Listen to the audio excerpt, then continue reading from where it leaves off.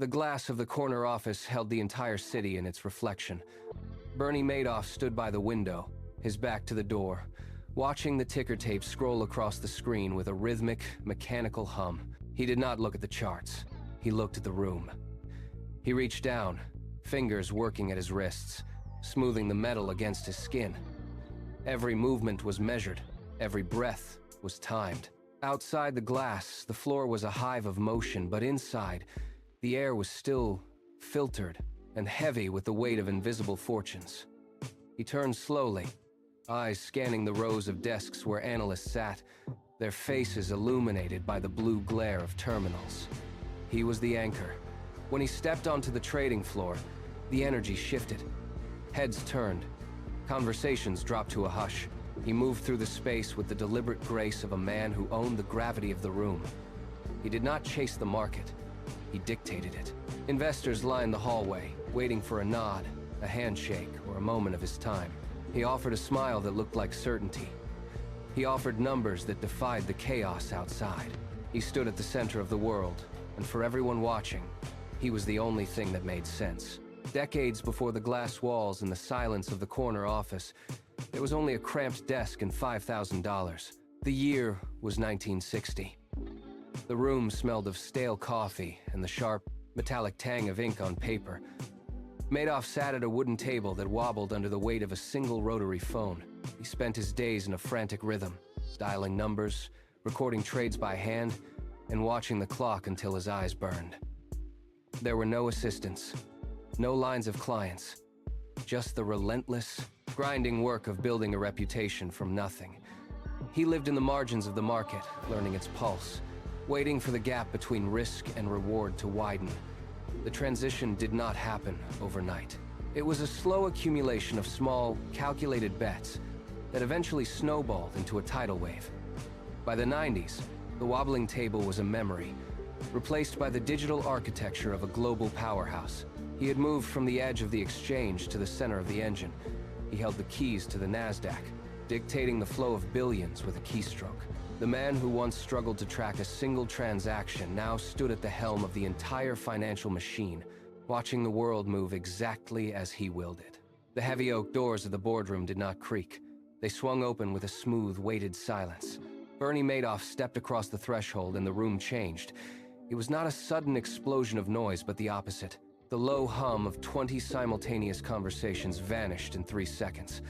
He walked toward the head of the table, his footsteps clicking against the hardwood floor. He did not look at anyone directly, yet his presence pulled every gaze in the room. Men who controlled industrial conglomerates leaned forward, their hands resting flat on the mahogany surface, fingers twitching. They were waiting for his acknowledgement. He reached the chair and paused, letting the silence stretch until it felt heavy. A woman to his left shifted her portfolio, her pulse visible in the rapid rise and fall of her throat. She looked at him with a hunger that had nothing to do with market performance. It was a desperate, clawing need for his favor. He placed his palms on the table and leaned in. He did not speak yet. He simply stood there, letting them feel the weight of his attention. Every person at that table was waiting to be chosen, watching his face for a sign that would validate their existence. He held the power of the room in the palm of his hand, and he knew it. He finally spoke, his voice low and rhythmic, cutting through the stagnant air of the boardroom. He did not talk about volatility or the sudden sharp dips currently tearing through the markets outside. He spoke of consistency. He painted a picture of a sheltered harbor where the tide never turned. Outside these walls, the indices were bleeding red, dragging portfolios into the dirt. Investors were watching their life savings evaporate in real time, their panic palpable in the frantic news reports flickering on every screen in the city. Madoff watched their eyes track his every movement. He leaned back, his posture relaxed, a faint, reassuring smile touching his lips. He promised them a steady, double-digit return, regardless of the economic storm raging beyond the glass. It was a mathematical impossibility. Yet as he spoke, the tension in the room began to dissolve. He wasn't just offering numbers, he was offering a shield. He gestured toward a chart that showed only upward growth, a steady, unbroken climb that defied the reality of the global crash. The clients stopped checking their phones. They stopped looking at the window. They leaned in, their breathing synchronized with his measured, confident cadence. The fear that had defined their morning was replaced by a singular, hungry focus on the path he was laying out for them. The heavy glass doors clicked shut behind him, sealing away the hum of the boardroom. The atmosphere shifted instantly. The polished marble floors gave way to thin, worn carpet that muffled his stride. He moved down a narrow corridor where the air grew stale and thick with the smell of ozone and old paper. The bright, surgical lighting of the main floor faded into a dim, amber glow provided by a single, flickering fluorescent bulb. There were no windows here. The walls were lined with metal filing cabinets, their surfaces layered with a fine gray coat of dust. He walked past a row of empty desks, his pace accelerating until he reached the final door at the end of the hall. He reached for the handle, his grip firm, and pushed. The room inside was cramped. The temperature was noticeably higher, trapping the heat from a bank of humming servers that crowded the corner. He did not turn on the overhead lights. He walked to the center of the small windowless space and stopped. The silence here was not the expectant, hungry silence of the boardroom. It was dead, heavy, and absolute. He stood in the center of the dark room, listening to the rhythmic thrum of the cooling fans, and reached out to touch the edge of his desk. He sat down, the chair frame groaning under his weight. On the desk, an old dot matrix printer sat waiting, its paper feeder loaded with a fresh stack of perforated sheets. He reached for the keyboard. His fingers moved with practiced, mechanical efficiency. There was no hesitation. He punched in a series of fabricated trade dates, followed by impossible gains, creating a phantom ledger that existed nowhere but on this screen. He hit the enter key. The printer jolted to life. A sharp, rhythmic clicking filled the cramped room, the plastic gears grinding with a harsh, metallic bite. It sounded like a countdown. Click, clack, click, clack. The sound echoed off the bare walls, faster and more insistent with every passing second. He watched the print head slide back and forth, dragging the ink ribbon across the paper. A thin, white sheet began to emerge, creeping slowly from the tray. He leaned forward, his eyes fixed on the unfolding document. The printer sputtered, paused, then resumed its steady, frantic tempo. As the statement slid out, the smell of fresh ink permeated the small space, sharp and chemical. He reached out and caught the edge of the paper as it cleared the machine, the weight of the lie now physical in his hand. He held the statement up to the dim light. The paper was crisp, the ink still tacky to the touch.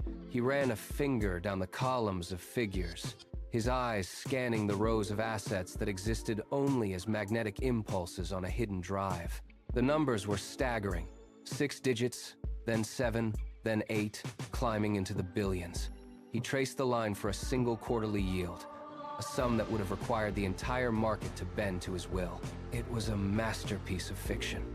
He turned the sheet over, checking the alignment of the ledger stamps and the official-looking headers he had painstakingly replicated. Everything was perfect. There were no smudges, no erratic spacing, no hint of the digital rot beneath the surface. He placed the document on the desk and smoothed it flat with his palm, watching the total sum catch the light. It was a mountain of wealth built on thin air. He picked up a pen and added a final, calculated notation to the bottom of the page, a small flourish that anchored the lie. The sheer scale of the deception laid out before him was silent, sterile, and absolute. He stared at the bottom line for a long moment, watching the shadows stretch across the page before folding the paper into a precise, sharp-edged square. He walked out of the back office, the folded paper tucked securely into a leather folder. The boardroom was quiet, humming with the low-frequency vibration of air conditioning and the scent of expensive coffee. One client waited by the window, a man who had spent 3 decades building an empire of his own. He turned as Madoff approached, his expression guarded, searching for any sign of volatility. Madoff stopped 5 feet away. He did not rush. He waited for the other man to speak, allowing the silence to stretch just long enough to suggest a shared, heavy responsibility. When Madoff finally opened the folder, he held it with both hands, presenting the document as if it were a rare artifact. The client stepped forward, his eyes locked on the figures printed in black ink. He scanned the bottom line, the expected yield that defied every standard market correction. Madoff watched the man's hands relax. The tension in the client's shoulders vanished. He looked up, meeting Madoff's gaze with a slow, deliberate nod of total satisfaction. It was not just an acknowledgement of the numbers. It was the final seal on a contract built entirely on the belief that Madoff was untouchable. Madoff offered a thin, practiced smile. The trap was set. The client did not hesitate. He pulled out a mobile device, his fingers moving rapidly across the glass screen to initiate a wire transfer. He was hungry for more. He spoke in low, clipped tones, mentioning offshore accounts and family trusts that had been sitting idle, waiting for the kind of returns Madoff promised. Madoff stood still, his hands clasped behind his back, watching the man commit his remaining capital to the void. The client hit the final key with a sharp, decisive click. He looked up, his face flushed with the prospect of unearned growth. He talked about doubling his position, about moving assets from reliable bonds into the phantom trades that existed only in Madoff's ledger. Madoff nodded, offering brief, affirmative sounds that fueled the man's momentum. He watched the client finalize the transaction, the screen displaying the confirmation of millions being pushed into the account. The numbers on the terminal changed, the balance swelling with funds that would never see a real market. Madoff turned away, heading back toward the private office. He did not look back. He had the money. The cycle of the scheme had just accelerated, drawing in more wealth to keep the illusion alive for another day.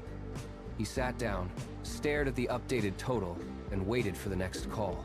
Madoff walked the floor of the firm with the pace of a man who owned the geometry of the room. He navigated between desks, his eyes scanning the monitors not for trends, but for the reaction of his subordinates. When he reached the center of the trading floor, he stopped. He did not look at the tickers. He looked at the people. They moved faster when he was near. He heard an associate mention a regulatory audit, a whisper of concern about the consistency of the returns. Madoff did not turn his head. He placed a hand on the associate's shoulder, squeezed firmly, and spoke in a voice that carried to the surrounding desks. "Ignore the noise. We dictate the pace here." The associate fell silent, nodding, his gaze returning immediately to his screen. Madoff continued his walk. He entered the main conference room, pushed the heavy doors open, and stood at the head of the mahogany table. He had no files in front of him. He needed none. He looked out the floor-to-ceiling windows at the skyline of Manhattan, watching the city shift beneath his feet. He was the architect of his own reality, and for this moment the law was merely a suggestion he had successfully outgrown. He smiled at his reflection in the glass, the master of a kingdom built on air. The first sign was the sound. It started as a low hum of voices, then erupted into a roar of shouting. Madoff stepped out from his office to find the trading floor transformed.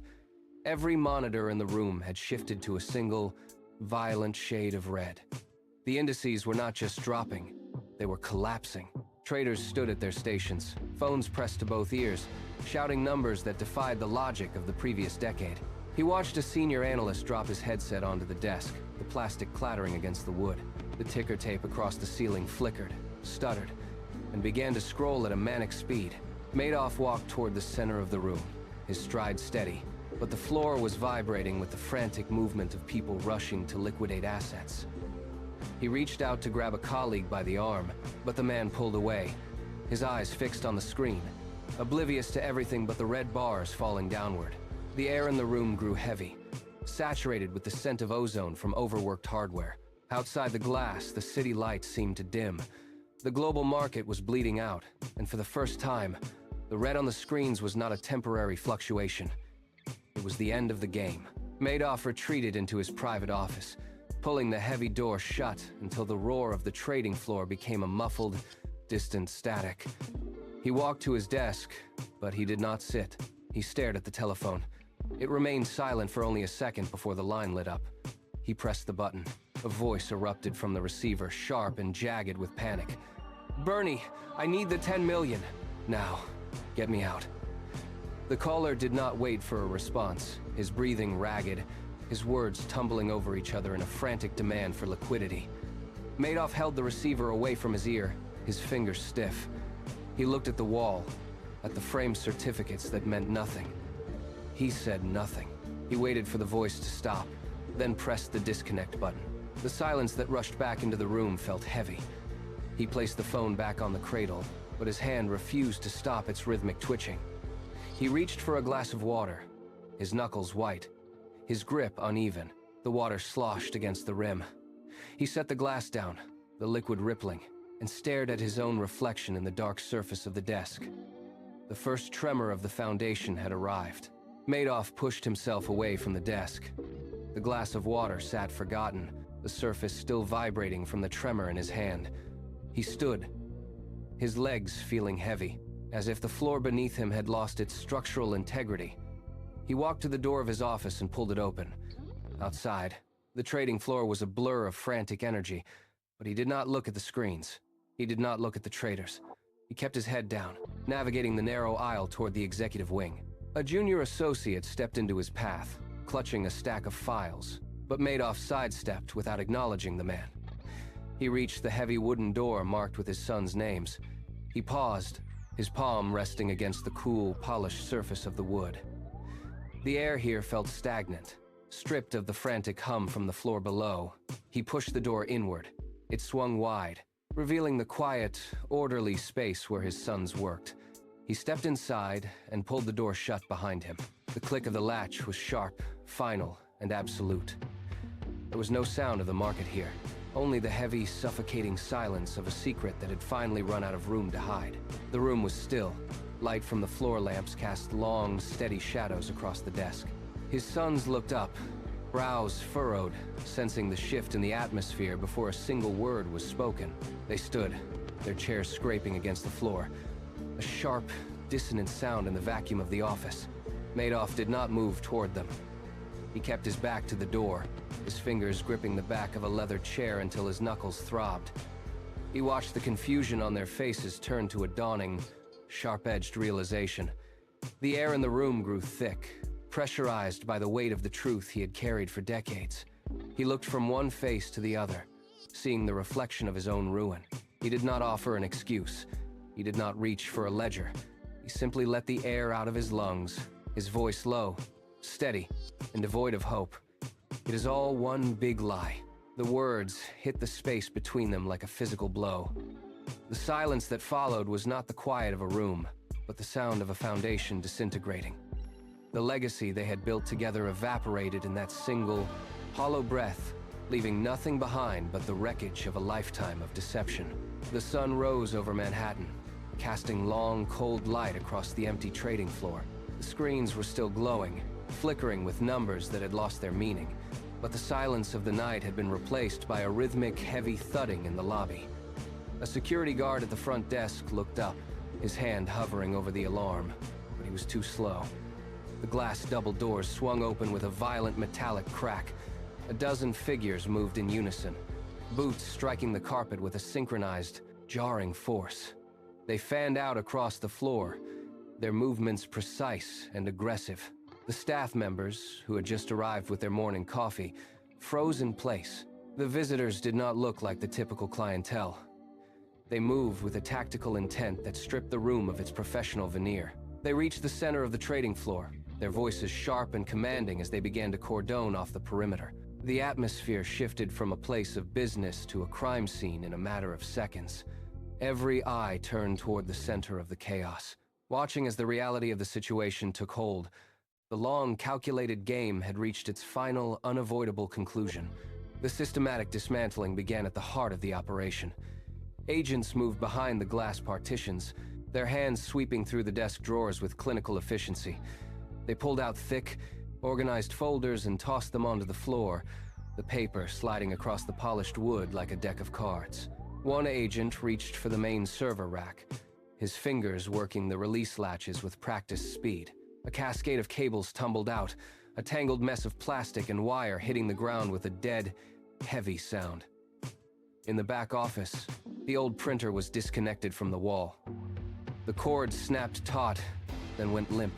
Agents hauled heavy plastic bins into the space, the bottom of each bin scraping against the floorboards with a jarring, grating noise. They scooped up the forged statements, the paper records of billions that had never existed, and shoved them into the bins until the edges curled. Every movement was a deliberate erasure. They were not just collecting files. They were tearing the system apart piece by piece. The desk was cleared, The hard drives were pulled from their casings, and the once impenetrable wall of secrecy was reduced to an inventory of cardboard boxes and blinking, disconnected hardware. The fraud was no longer a promise. It was now just evidence. Bernie Madoff stepped out from the back office, his pace forced by the firm grip on his wrists.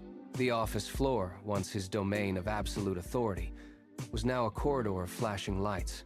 Every step forward felt heavy, his balance faltering as he navigated the sea of agents and onlookers.